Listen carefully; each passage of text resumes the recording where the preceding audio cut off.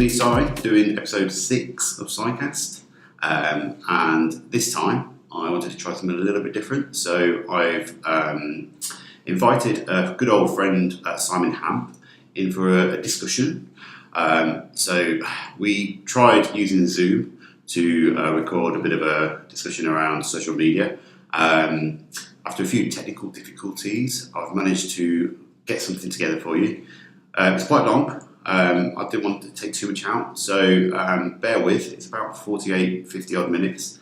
But hopefully it should be quite interesting for anyone who's watching. It's all around social media, the impact it's having on society, and how we've sort of interpreted it along the way.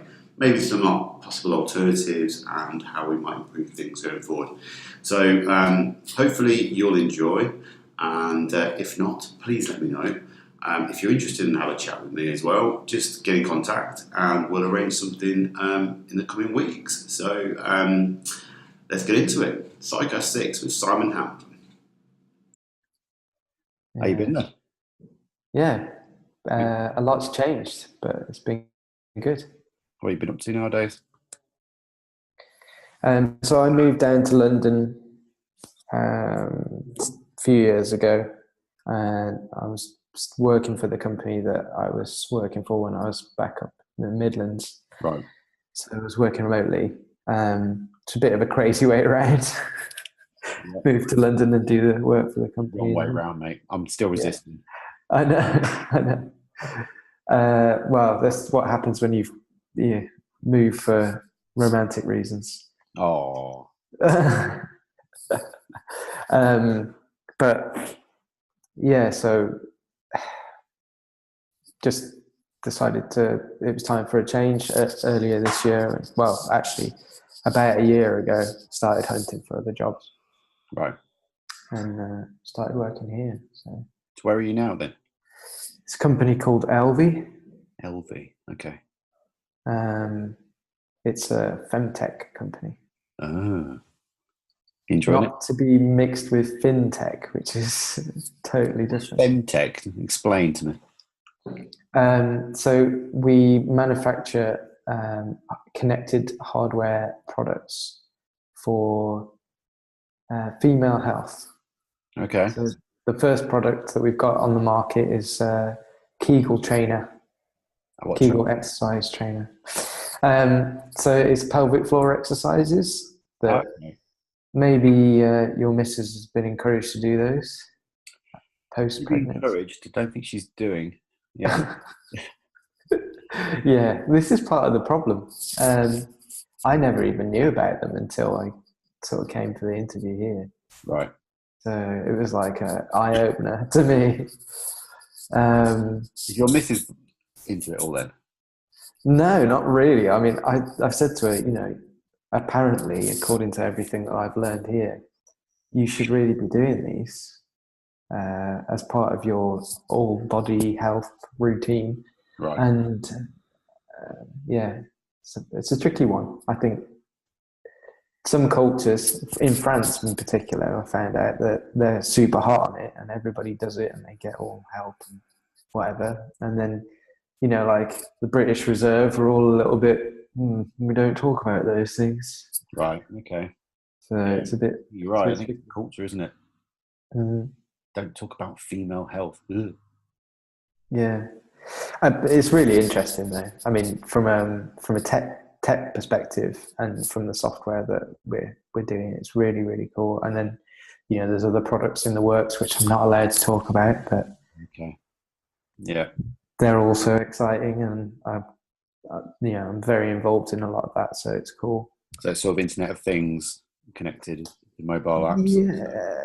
Yeah. I guess. I mean, I suppose Internet of Things devices they've got their autonomy. They're sort of built to connect themselves to the net and do stuff without you kind of thinking about it. This is very much like you're in control. The device is connected to your phone. Right. And you've got to be present and like sort conscious of what you do then, I guess. Yeah, at the moment, these are the kind of devices that we're focusing on. Nice. Cool. Yeah, so how long have you been? Since February, so 10 months. Okay. Oh, wow. Good time then. Yeah, yeah, You still happy? yeah.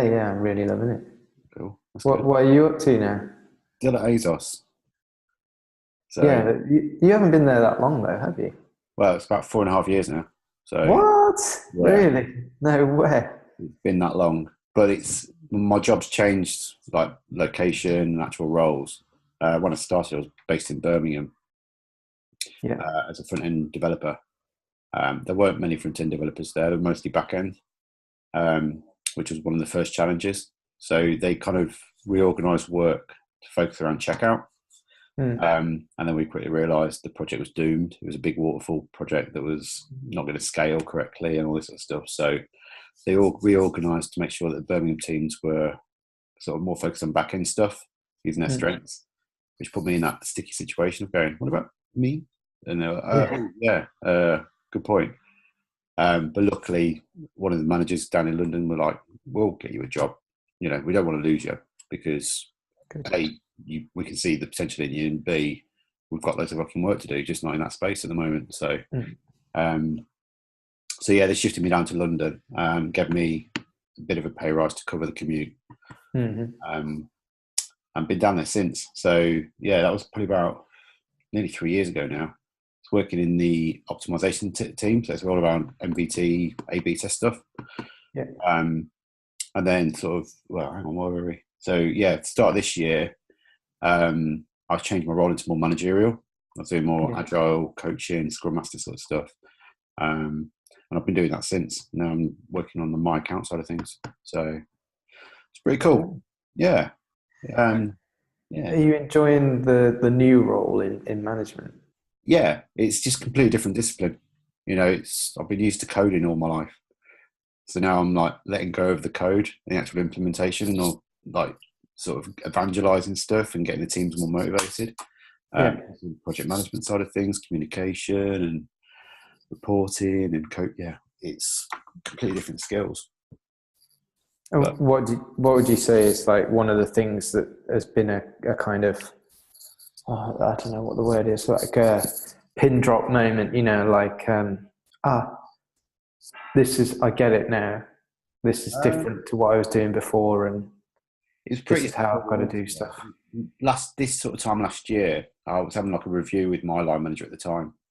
And he just opened that weird question of like, what are you? What do you want to do in like the next 5-10 years? Mm. I honestly didn't know because I've been coding for so long, and then we were just sort of changing the skill sets a little bit. I was trying to keep up, struggling, if I'm honest.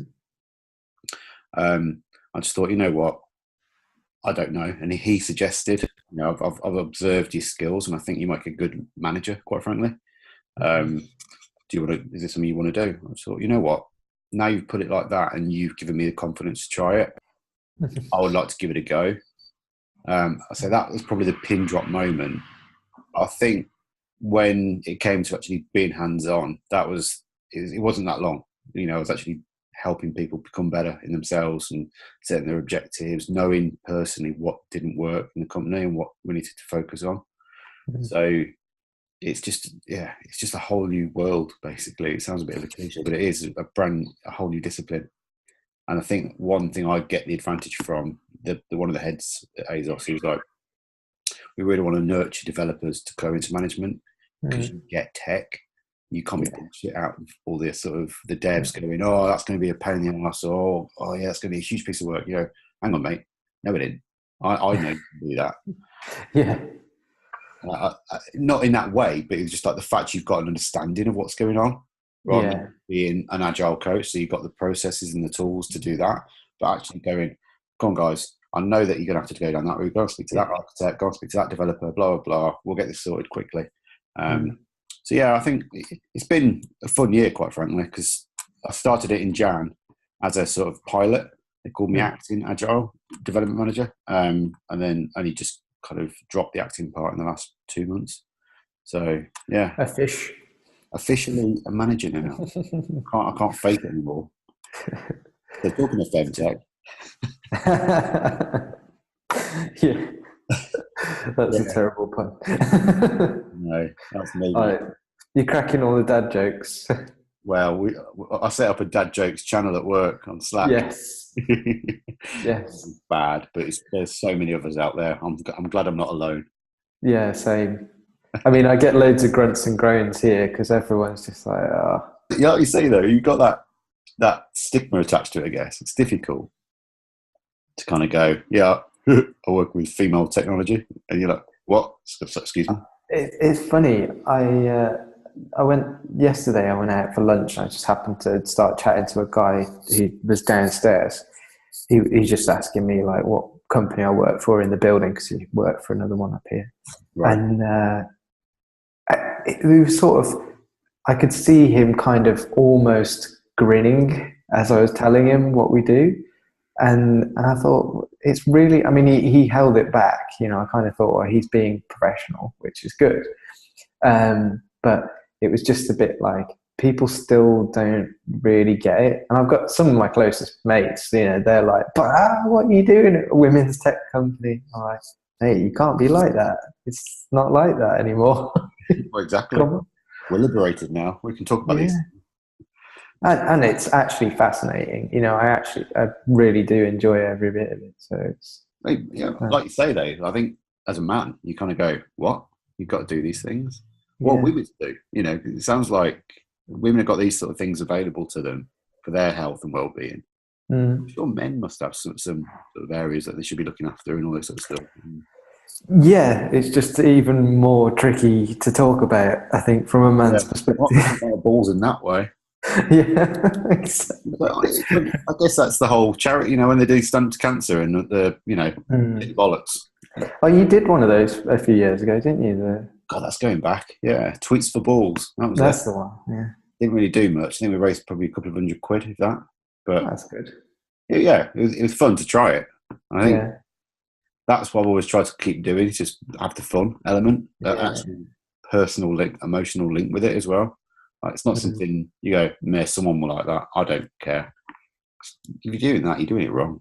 You know, and I say it's about ASOS. You know, I actually get the audience a bit better. Maybe not a 20-something-year-old girl, but I've always been a bit of a fashionista, and you know, my wife's all into it, so I kind of get it. And then I think, Have you got kids? 2. How old are they? So my eldest is 11, and so he's sort of becoming a bit more aware now. Yeah. My youngest, she's 5. But she's just a proper princess kind of mode, girly, all the pretty shit. Frozen. Well, yeah, that was the young age. Now she's going into the. Oh, really? I want to go to Claire's Accessories. I want to get some. We didn't even have the young age for you, did we? We've gone straight from toddler to annoying teenager. Yeah. Again, she'll be making the most of my benefits, I guess, in a few years. Discount, Dad. Go on. It's like, no. Brilliant. So, what do you want to do about this interview thing? Well, I think what you said we could talk about was really interesting, especially lately, because I've been doing. I mean, there's just always stuff, but there was a couple of things that came out. Articles that people wrote over the last few weeks that have just really picked up my interest. Yeah. And it's been stuff that I've been thinking for a while. And I suddenly realized, you know, I've not used Facebook proper for ages, you know, and I can remember getting on the bandwagon fairly early. I mean, you know, when it kind of came over here and people would start, have you heard about that Facebook thing? It was like 2004 when I started it. It was just after I left uni. Yeah. Feels like that. Yeah. Maybe 2005. I mean, it's been a long time, and I can remember using it in earnest, and I've probably got some cringe stuff on there which I just don't want to even think about. Reminders for that previous years when you go on. And I'm scanning it, and I get down to a point where I was synchronizing tweets with it. It's just horrible. Yeah. Now it's just absolute nonsense. You got the horrible site is or thinking about Yeah. But I don't really use Facebook anymore until I have to for family or friends. Yeah, I think that there's like that slow death of stuff. You know, you join a service, you get a bunch of notifications in your email or through some other platform. You know, like now we get in push notifications on our phones all the time, and you turn them all off, and then before you know it, you've forgotten about the thing and you never check it anymore. Yeah. And you know, I rarely post any updates on Facebook anymore. I think I do occasional pictures on Instagram, Yeah. and I think I still use Twitter quite a lot, perhaps more so now than before, because I've just realised that it's a really nice and simple platform, and although it has changed and it's arguably got worse for some people, it's like I don't know, it still does the job for me sometimes, and yet you know I've still kind of had these issues with how much my privacy is at stake. And you know I'm not like a privacy nerd. I'm not going to be what's his name who did the NSA. uh, yeah, that's right. Yeah. And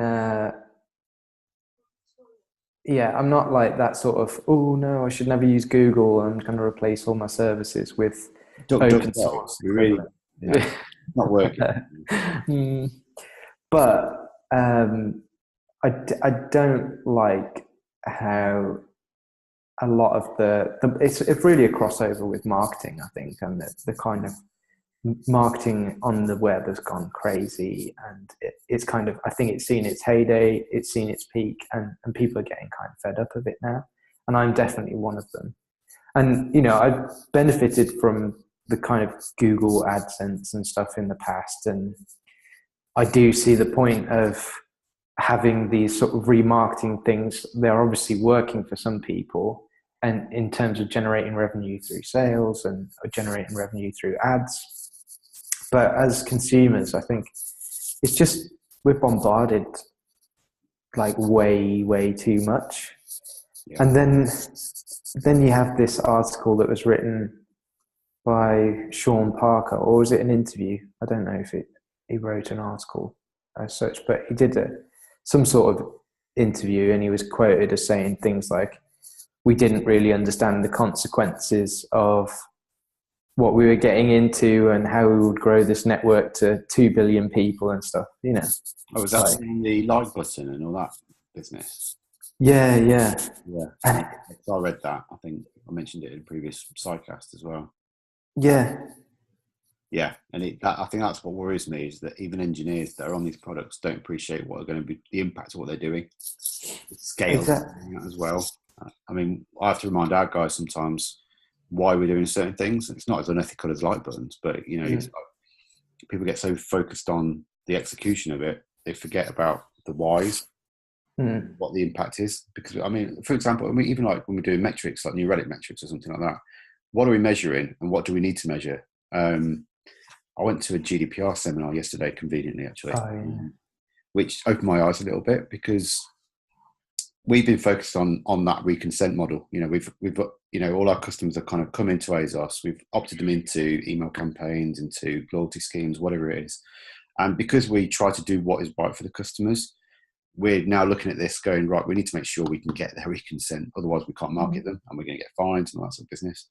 So we've got projects in flight, and it's been a minefield just to Yeah. coordinate across all, because we've got so many different teams in the business, obviously, as well. So we've got the marketing teams, we've got the loyalty scheme teams, all these sort of little pots. So coordinating all that into something that was manageable was painful enough. But I was at this seminar yesterday, and they were talking about, you know, it's not just the data online with GDPR. Any record of data that's organised, it could be paper, it could be checks in banks, that's organised. That's basically liable for anything in the GDPR. Yeah. Bloody hell, the companies aren't going to appreciate the scale of what they're getting into with this.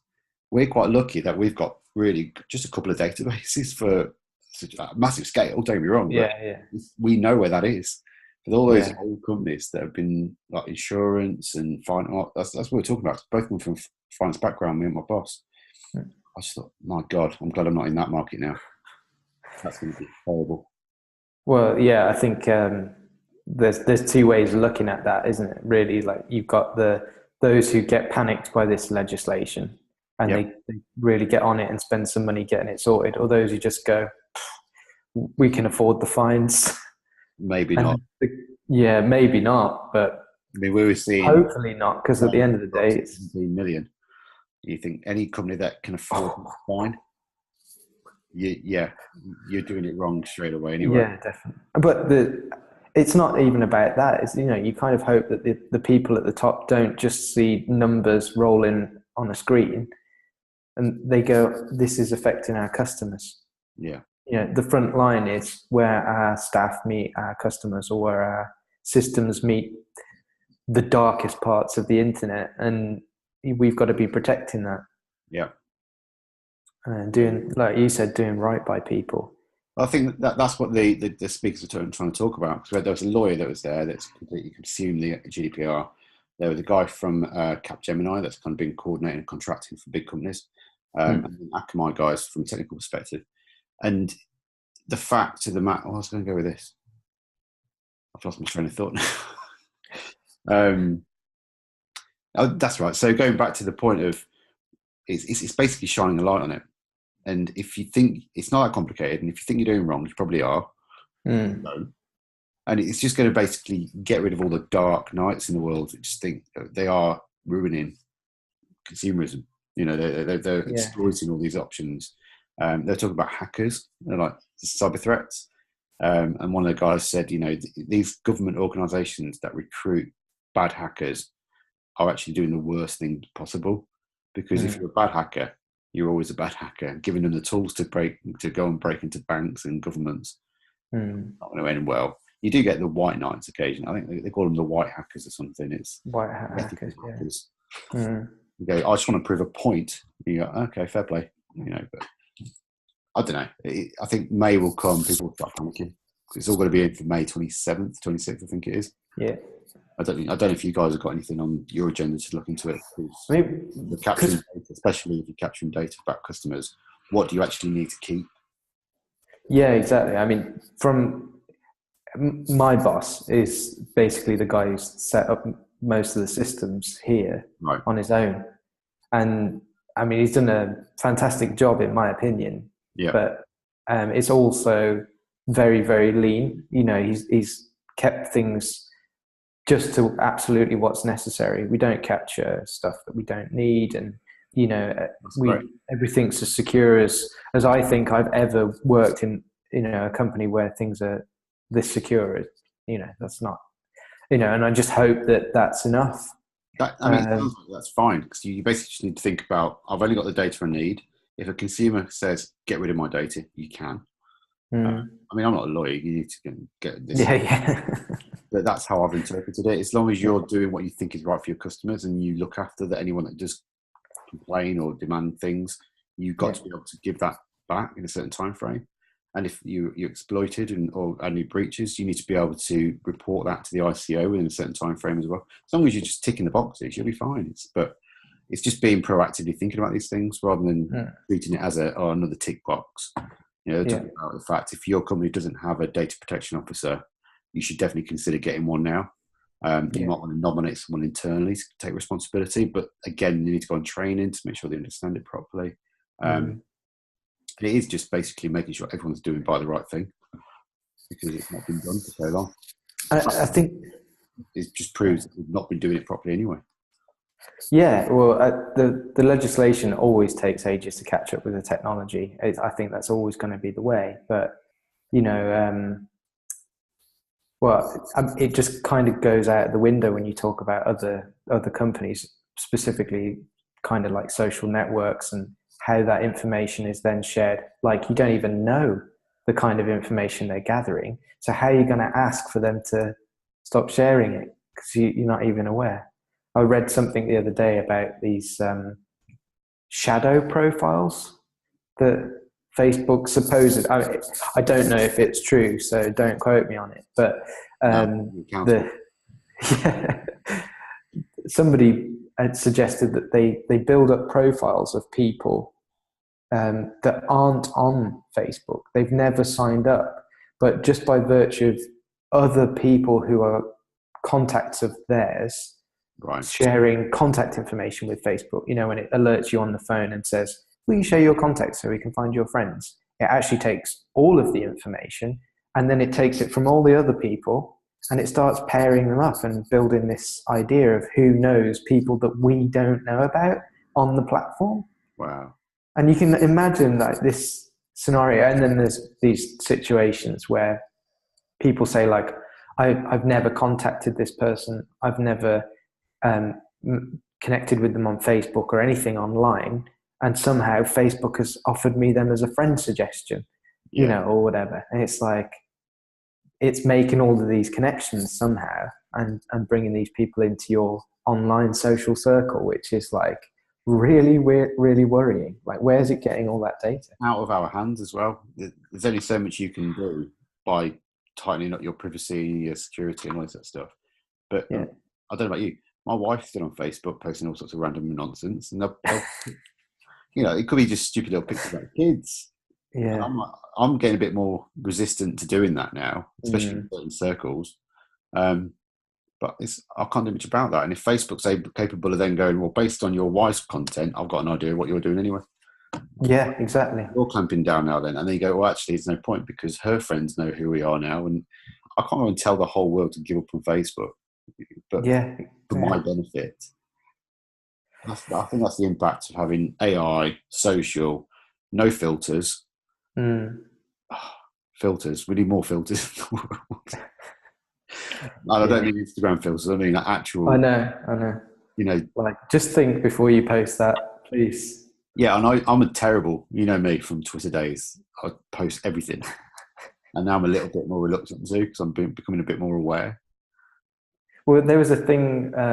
I think it was just even a couple of weeks ago about tweets that YouTube celebrities, you know, these young people who have become famous in the last couple of years on YouTube, suddenly getting called out for tweets they made when they were 16.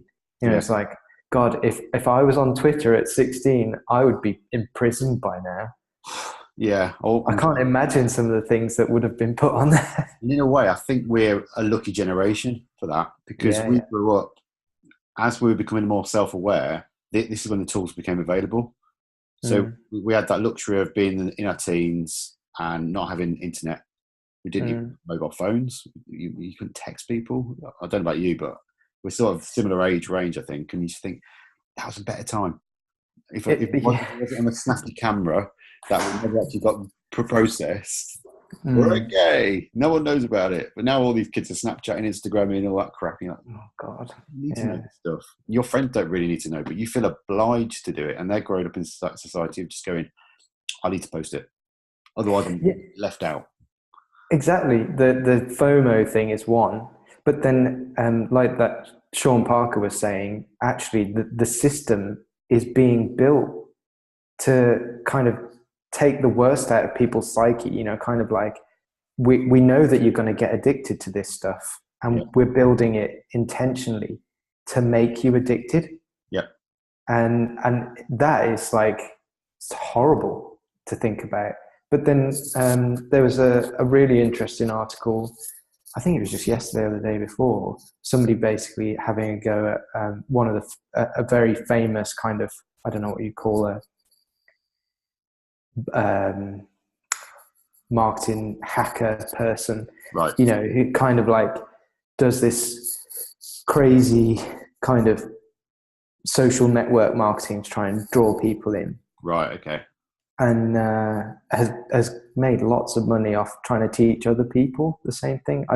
Nir Eyal, I think his name is. I don't know if that's how you pronounce it. Right. Yeah, he's written quite a few things about, you know, hooking people in, these habit forming products. So he's exploiting technology by the sound of it, right? Yeah, doing it by the right reason.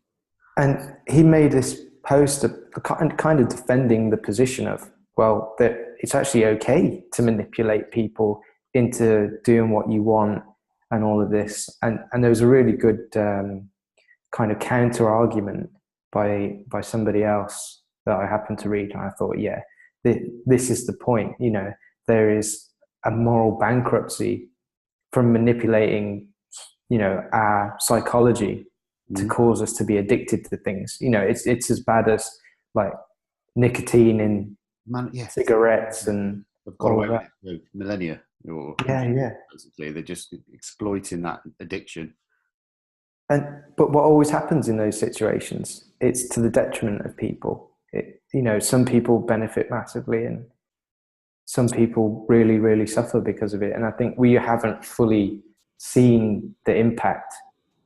People are going, "Oh, kids are just attached to their phones." Even I'll admit, sometimes I've been addicted to my phone. Like a game has got me hooked or something. I'm like, but how much of an impact is that going to have on kids who have grown up in that situation? They don't know an alternative, how to break away. It's you're right. Scary. We talked about in the 90s, sort of 80s and 90s, kids with ADHD. Yeah. Disorder. And that was, I don't know what they put that down to, but it was sort of now labelled, the fact these kids can't focus on one thing for more than a few seconds.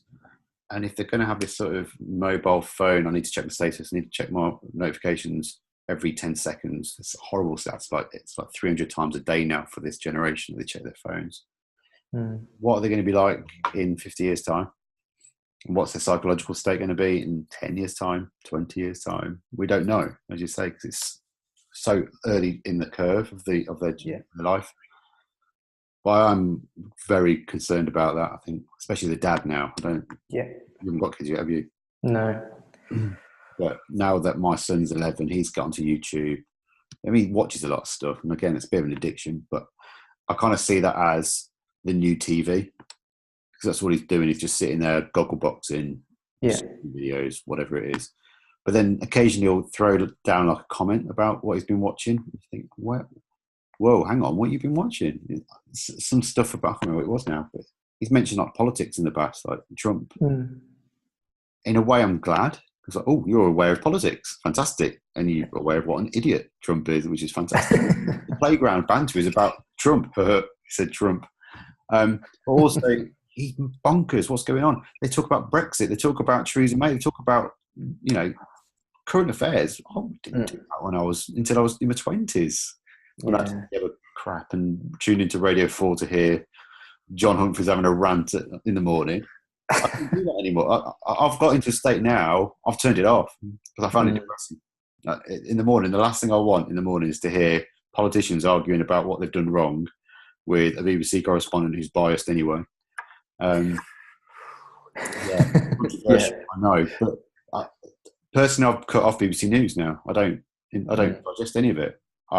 The Guardian I fell out with a little bit during Brexit because they seemed to be pushing it in a certain way as well. It didn't seem unbiased. Everybody's got an agenda. Exactly, and that's why I don't like to consume news anymore. But the problem I've got now is on Twitter, going back to our social media thing, I'm scanning through all the politics and crap I really don't want to know about. I'm following people for their technical or design skills or maybe managerial or psychological skills. I don't care about your opinion of politics.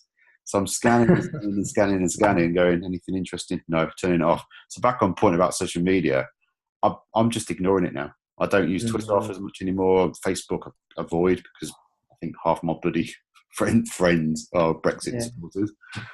I don't know. It's interesting you say that because somebody who I get the same. I look at Twitter and there's lots of political stuff, and I try to be very neutral generally, and it's like you can't. I don't want to see all of that, but then I don't make a point to say, please stop posting this stuff. But clearly some people do. And then people feel the necessity to kind of justify themselves and say, well, I'm bringing my whole self to this social network. Yeah. I thought, this is never what the internet was like. People didn't ever bring their whole self online. We tried to edit it a little bit, didn't we? Well, at one point, you didn't know somebody's real name. You didn't know what they looked like. They were just this web person who had a HTML page that they set up. Or they were on IRC or something like that. It was just like really simple interactions. And for the most part, I think people talk about it being positive time. Now we're sharing who we really are all of the time. And people just go nuts at each other Yeah. in another space, which I don't know. And I think the point about casting your opinion, having that entitlement, because you've got an open platform to communicate now. You still know how to edit. Yeah. I think you mentioned the 280 characters on Twitter, and I know you've got an opinion on this. I like the fact that every time I wanted to curate a tweet, I had to probably pull a few words out or rephrase a few things so it fit. And it was a bite size. And now I can actually instantly see a tweet that's too long, and I don't even read it. It's too long for me to consume now. And I don't know what Jack or Biz's philosophy is on this, but it doesn't suit what I signed up for. No, it's yeah. Well, where do you draw the line now? I mean, if you just prepare to double it like that and give it to everybody, it'll be 512 before we know it. 1,000-word blog posts. It's like, I'm so angry, I'm going to blog. It's like, no, I'm so angry, I'm going to tweet. It's a tweet storm of crap that no one really wants to listen to. Again, I don't want to listen to it, but I don't want to unfollow them because I still find their opinion valid in some senses. Yeah, some things people are going to post. People buy hashtags or keywords. So you know what? I love your opinion on design, on music, whatever. But I don't care about Brexit from you because we are all divided in this by the sound of it. Don't care about your political stance. So how do I filter people by topics? And I don't think Tweetbot doesn't really work very well in that sense. You can mute certain filters, I think, for certain hashtags, but it doesn't work for me. And multiple to that reply stream, you might have seen that. It's awful. Complete side tangent, that was. Yeah. The consequences of a short username. Yeah. I wanted Psy. Actually, I always put an E on the end, and that was gone by the time. I remember I joined Twitter in like 2007 or something. That was the following year to me, I think, yeah. Yeah. A lot of people are turning 11 now, last month. Oh. Mine was the start of this month, November the 7th or something. Yeah. Wow. Years. Gosh. To think what it was 11 years ago. I know. Didn't even have vowels in the name. I think it was Twitter. Crazy.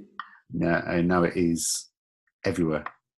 It's really interesting because I remember looking at Twitter and thinking, this is, they were kind of pioneering a lot of the real-time stuff as well, which is just such a huge part of everything now. Yeah. And the kind of advancements in technology that we've seen because of the social networks is phenomenal, and we, in a way, you could argue we've got a lot to thank them for, but at the same time, it's still very worrying. What's more important? Who you follows you? Depends what you're doing. Because I like to consume a lot of stuff. Then I obviously pick and choose who I follow. And to be honest, I don't really care who follows me. Not in a bad way. I'm not doing it for everyone else. It's just for my benefit. And I think, go back to what we talked about earlier. Why did I tweet in the first place? It was just for me to set little milestones of things that I've done I can reflect on later.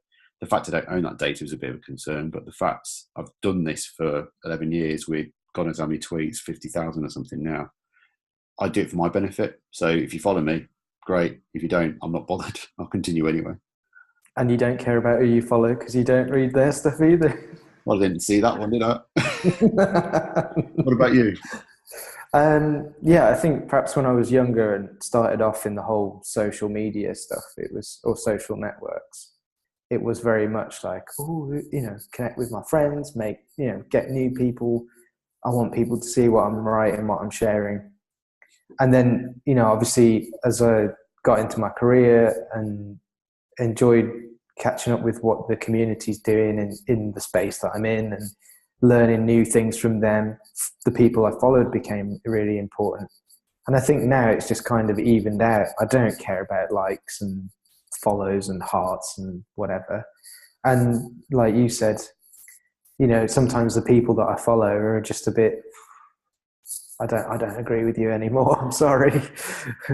Yeah, I think it's a fair point, Nick. I think during that time of the web thing taking off, it did make a little bit of a difference. I was keen to try and find a network of people I could rely on.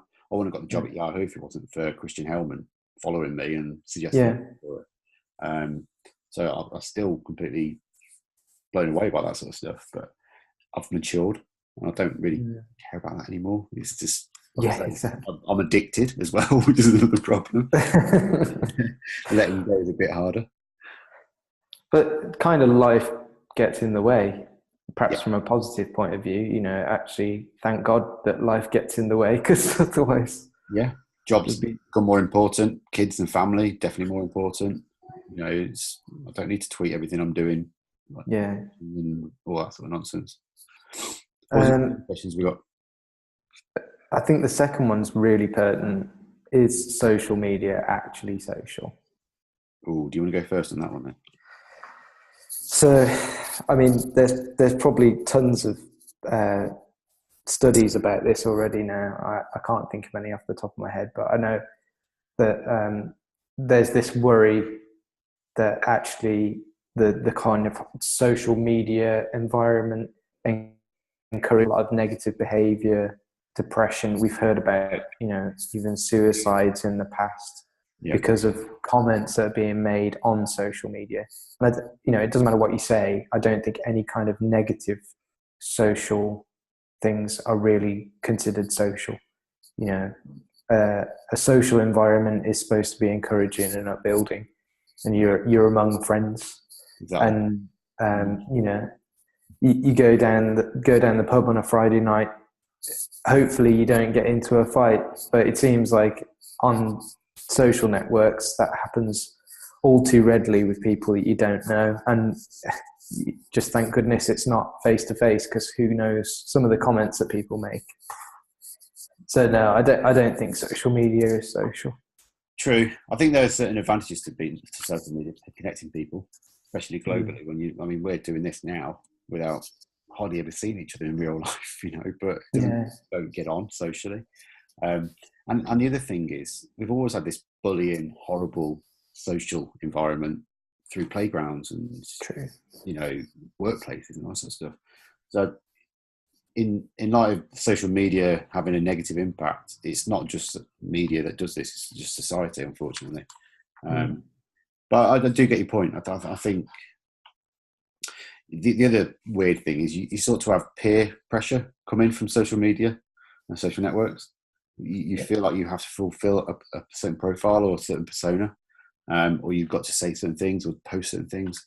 That's not social either. It's actually introverting you into a little phone device that's sort of this big, and that is my life. Throw it away. It's not. It's actually doing the negative, in fact, of what it should be doing. I think my daughter said the other day, I'd like my phone for my Christmas. You're 5. So I can text my friends. I was like, I see your friends every day in the playground. You don't need a phone. But the other reason is she wants to just play with the camera and listen to music. So I'm thinking iPod will do. That'll be easier. But I don't know. Social media being social is up for debate, and like I say, there's plenty of studies out there to sort of suggest it isn't, or it can be in the right place. I think it definitely needs a lot more control. I think it's a culture shift. This is what we need. We've been through the wave of, it's new. What do we do with it? Now we've got the wave of, oh shit, look what it's doing to us. And now we need sort of the next stage of how do we find that fair balance between the two now? We've got these tools, they've got these facilities, we've got these amazing, engaging technologies, but we've also got dreadful use of it. How do we do that sensibly, healthy, socially, properly? Maybe over the next few years we do figure out a way to do that before it does any serious damage. That as well, we don't know. All that computational power to sort of assess, evaluate, and do things. I don't know. But I'm cautiously optimistic about the future. I have to be. I work in tech. I love this stuff. I see the negative impact of it as well. I feel the same. I think despite kind of negative feelings towards it, that there are good, like you say, there's positives. There are some people that benefit really well out of it. I see positive communities on Facebook and people are being rewarded, you know, for being good citizens of the internet. Yeah. And that's really nice. I think we do hear a lot of the negative stuff more just because it's quite dramatic, but It's the press to pick that up. yeah, it is down to everybody being their best self if they're going to bring their whole self, as it is to this online world, you know, to at least put the best foot forward rather than just going, oh, well, you know, I can shout whatever abuse and stuff I like because I'm behind my computer screen and keyboard. Yeah. And, you know, no is the answer to that. You can't. And if you refuse to change and continue like that, you'll just be shouting into the wind in the end. So exactly. Yeah. We can only hope. If you had to pay for all social media platforms, which one would you use, if any? Ooh, contentious. Personally, I think I'd continue paying for Twitter if I could actually control what they show me. Controversial, but if I can be a bit more sort of selective in what I see there rather than them telling me what I see. And tweets, awful, hate them. And the way that the Twitter app actually reorders all the things you might have missed, or like now showing you when somebody liked something. Yeah, I don't care what people like, quite frankly. I just want to see what has been said, you know. So that's one. YouTube as well. Bloody adverts on YouTube. I'd pay for that with YouTube. I don't know what's holding back the UK on this, but that's frustrating me. I think they're the only two I'd bother paying for. Interesting. I think if we could get rid of like adverts and abuse of privacy and all of that from a social network, any of the social networks, in exchange for them going, well, we can actually make a modest business out of charging people money for this service that we're providing, like, you know, everybody else has done since the dawn of capitalism, then I'd be prepared to pay for any that I felt was really, really practical for my use case. You know, if I thought Facebook was good because a lot of my family and friends are on there, and it doesn't matter that they're paying as well. You know, they're happy to use it, and its utility value is high enough to justify the cost. I'd pay for it. So, but then I'm very much like, you know, I'm on Netflix, so I don't want to have to pay for Amazon Prime as well. Right. So I'd probably only end up being on one or two social networks, whereas when they're free, you end up being on kind of all of them. Do you remember app.net? Yeah. They tried that. I was really disappointed it didn't take off because they were trying to do the right thing with it, but it didn't seem to take off. It didn't have the traction. I think because people had to pay for it, there was a little bit more resistance. Definitely. But I feel like we need to try that again. And, you know, have you heard of Mastodon as well? No. It's like a decentralized social network. Mastodon. Yeah. So it's like an open source Mastodon.social. You can basically roll up your own social networks. It's decentralized, and it's a framework that scales as well. So that's interesting. Again, it's another one that's got good potential. It probably won't take off, but I'd like to see these sort of things happen. I think the fact that we are putting all our trust in these tools, that we are the products, they aren't. Yeah, exactly. And that's the fear I've got. I would not pay. I'd like to pay for everything if I've got value out of it. And I just go back to that point earlier. Again, even like family wise as well, friends. And I'd pay £20 a month for a social network for my whole family to use safely. Yeah. Without worrying about the inspectors and the eyes and the marketing behind it all. That'd be fantastic. WhatsApp worries me because it just works. My whole family are on it, and it's free. Because they did that original subscription model, didn't they? But who owns that now? Yeah. Facebook. Yeah, exactly. It's there's opportunity there.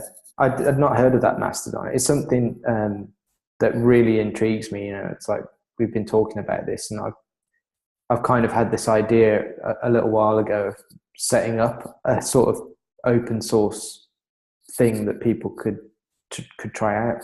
Yeah. But it's tricky to do, as you say. Like people. That's the challenge. Yeah, people don't buy into that stuff so readily, especially if it's a little bit more tricky to set up. You kind of got to set it up yourself. Whereas Facebook is, I know my name, I know my date of birth, I know my email address. They know it all for you. They can pre-fill it. Yeah, they probably can now. Face ID. Or if you want a nice fake one for you. Yeah. Well, they'll just scan your face from your phone without you knowing, and they go, "Oh, we know you." Yeah. And suddenly you're on the network. And then you talk about iPhone X and the fact they can scan your face and work out all the dot point. Oh, yeah, that scares the life out of me. It's worth checking out Mastodon, though. Honestly, Errol Balkan is like a bit of an advocate for the open web and ethical stuff. He's big champion of it as well. I think what it is a really good hook, though. The name's not very great. The URL's dreadful as well, but the tool's pretty nice. I've been dipping in and out. You got all the apps ready for it as well. Cool. Should we answer that last one, or should we leave it? You first. So, do you have a Bebo or MySpace account?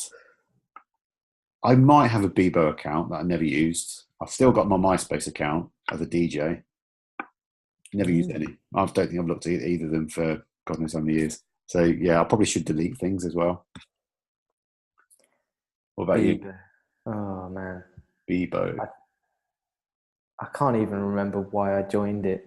I think it was one of those, like, everybody's joining all the social networks and you've got to go on to it all. Yeah. I probably still got an account if it's still running. I don't think what that looks like. 12 years on. Flipping out. MySpace. No. I think my only friend was Tom. He was everyone's friend. That was just a call for help, that was, wasn't it, from Tom?